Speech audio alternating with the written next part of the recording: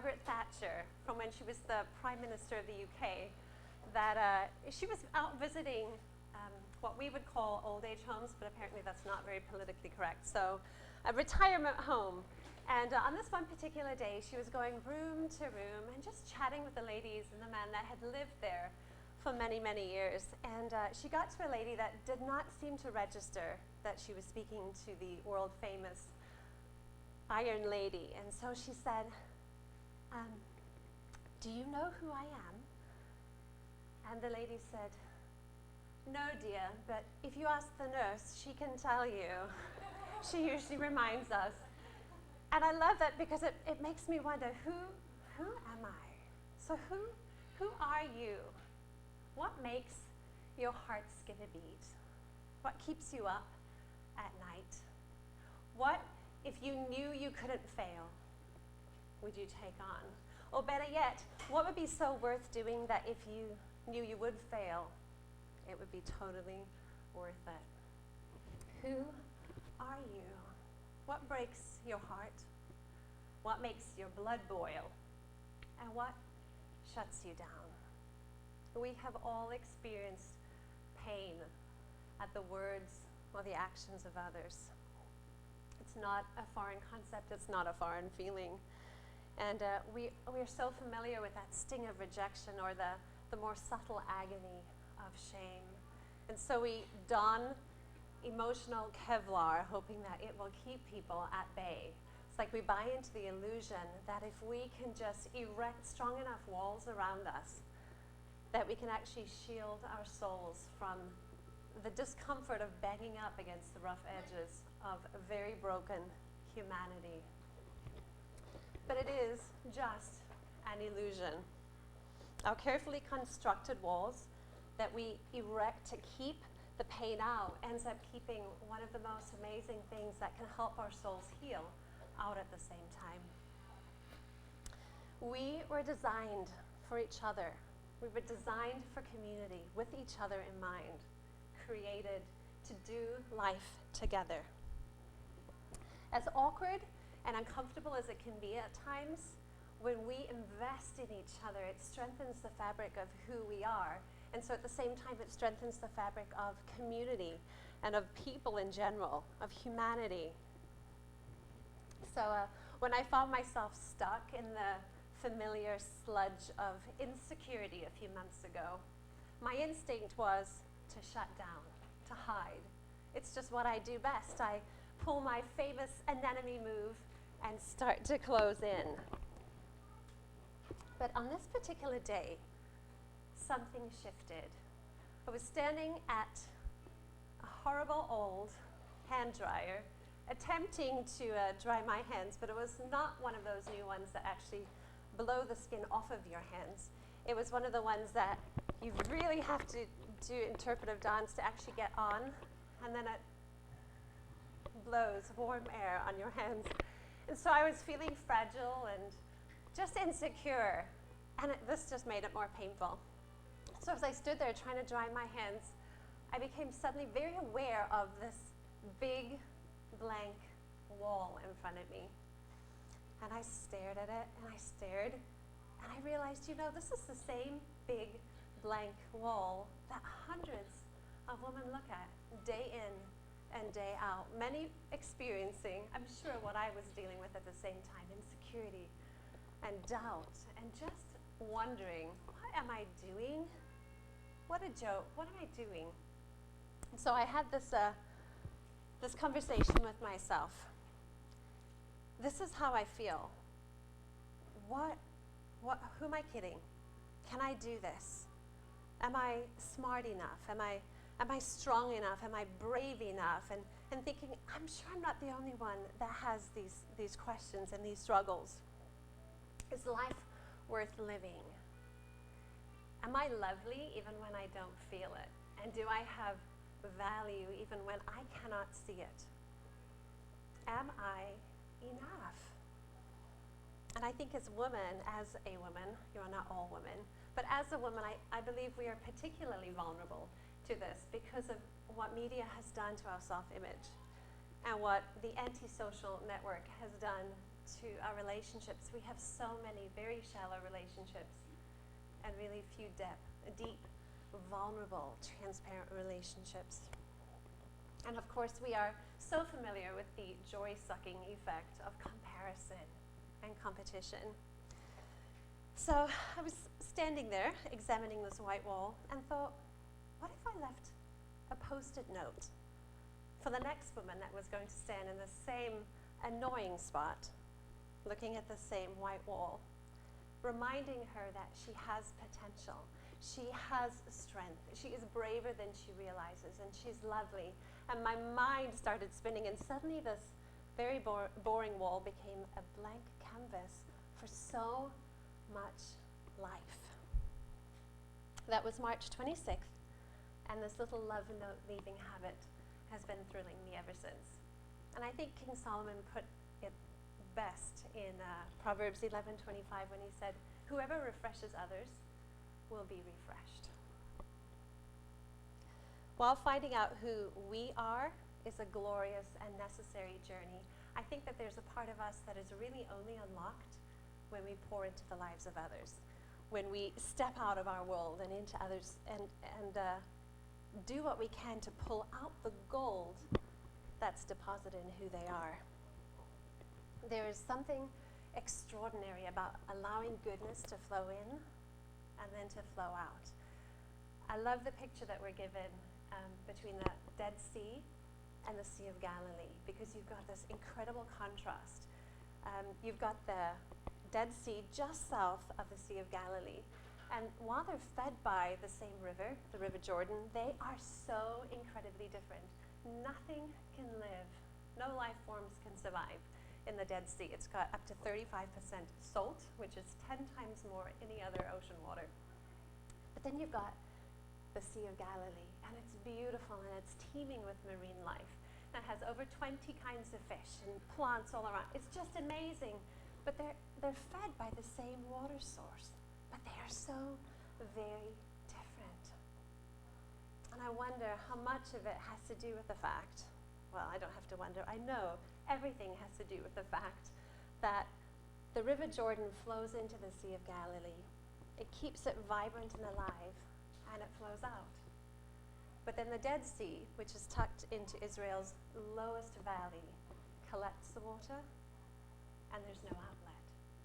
And so while I was trying to Google statistics on how much evaporates, I found varying. So I'm going to give you the lowest. Don't quote me on this.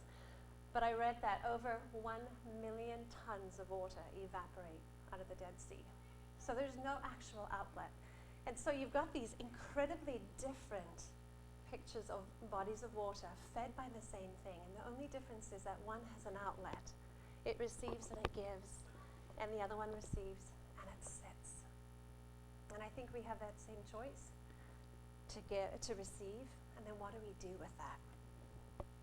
Something amazing takes place when instead of turning inward, which is instinctual to us, we turn outward. When our hypercritical eye shifts off of our own inadequacies and our own struggles and turns a positive, kind gaze to the person next to us. My husband likes to call me excitable, but he's really just being kind because I am wildly impulsive. So I left that Maya pick-me-ups in their day. But the problem with being impulsive and a hashtag lover is sometimes you decide on a hashtag and order 500 cards with it on it without really digging into what else would come up when you choose that hashtag. So my original hashtag, We Roar, provided a feed that was populated with sweaty Sri Lankan cricket players. So, which is good in its own right, but was not what I was wanting to foster in the We Roar project. So I added a project on the end, and the We Roar project was born. Today, negativity is a multi-billion-dollar industry. We do not have to look far to see that. I read the media and it breaks my heart.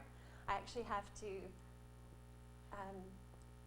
deny myself that privilege is not the right word, but I can't read the news sometimes because it makes my heart so heavy. We are drowning in discouragement, and we are so hungry for positivity, and we are so hungry for life and affirmation.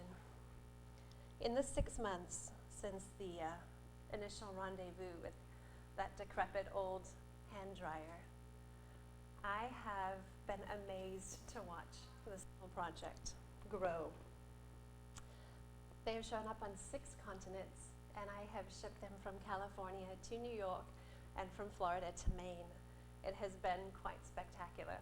And I just found out a month ago that my little document thing, my comment section that I hooked up on the web, because I Google my way through everything. I do not have any background. I went to the University of Google. And there was an error in it, so nothing was coming in, and I thought, this is discouraging. I want to see feedback. People are telling me they're doing it, but I wasn't getting stories. And then someone told me a month ago, oh, by the way, maybe 2 weeks ago, by the way, the form isn't letting me choose anything, so I can't submit it, so it's broken. And they've started to come in. And just 3 days ago, I got a message from a friend of mine who's a teacher in a high school, and she said, by the way, I just plastered all the girls' bathroom stalls with roar cards. And the next morning, I got a story in submitted. And she said, hi, I just wanted to let you know that I was in the bathroom at my high school struggling with how hard and miserable life is right now. I was speaking to my mom on the phone when I looked up, and I noticed this card on the inside door of the bathroom stall, and it said, the world needs that something unique that only you have. And it was so encouraging, and it was just what I needed, and I thought, yes, yes, that is why. We have been able to support 6 different organizations, because each month there's a different charity organization that 20% of Roar Store proceeds go towards. So that has been a really fun thing to get to navigate. And I don't leave, well, I say I don't tend to leave the house without them, but just this evening I didn't have a Roar card on me, and I was heartbroken.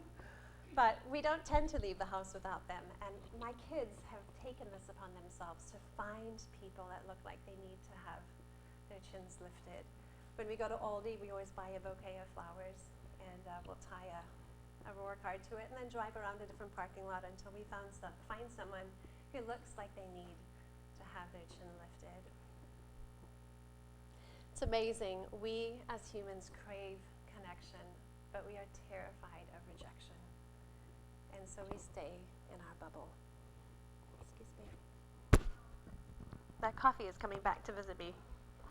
What if we, instead, in the midst of our brokenness and in the midst of our messy humanity, reached out of our bubble and into somebody else's? If we took that risk, if we stepped out, how would the world be different if pain didn't drive us inward, but rather propelled us outward? And when I was preparing for a sermon I preached last year on the art of neighboring, I came across this amazing gardening story. Oh, that sounded painful. This amazing gardening story referred to as the Three Sisters, and the Iroquois introduced it. And it is a companion gardening method where they would build a mound of soil, and then they would plant corn, and then they would grow beans, and they would put squash. And what they did was they found that these 3 vegetables actually grew far better together than they did separately. Because as the beans grew up the corn, which created like a natural trellis for them to grow, the beans actually strengthened the corn. So when the wind blew really, really strongly, there was a strength that wasn't there before. And the beans would fix the nitrogen in the soil, and then the squash would grow, and it would create like a living mulch to keep the moisture in. And then the prickly vines would keep the raccoons away. And so they discovered this incredible method of gardening that would actually create a better crop just because they were planted in close proximity to each other. And I think we are like that. That when we are willing to be in close proximity to each other, even if it's sometimes prickly, that we do better together because we were created for community, and we have been and we will always be better together. You are not supposed to do everything, but you can do something. And you cannot be everywhere, but you can be somewhere. And simple, small acts of love have a ripple effect beyond what we will ever know. I love what Charles Swindoll said. Kindness is a language that deaf people can hear and blind people can see. We may not have the power, in fact, we never will. We try to impact what people think. Like, I want to change what you're thinking. Parents try and do it with their kids. We try to control people. We cannot do that. So while we cannot control the negative feed that constantly runs in other people's minds, we are powerful enough to initiate a positive cycle. And that's what we can do with simple words and simple acts of kindness. When we do small things out of love, we point to the biggest thing of all, which is the person of love. And it draws us in and it captivates us with kindness, because at the end of the day, kindness changes everything. Thank you.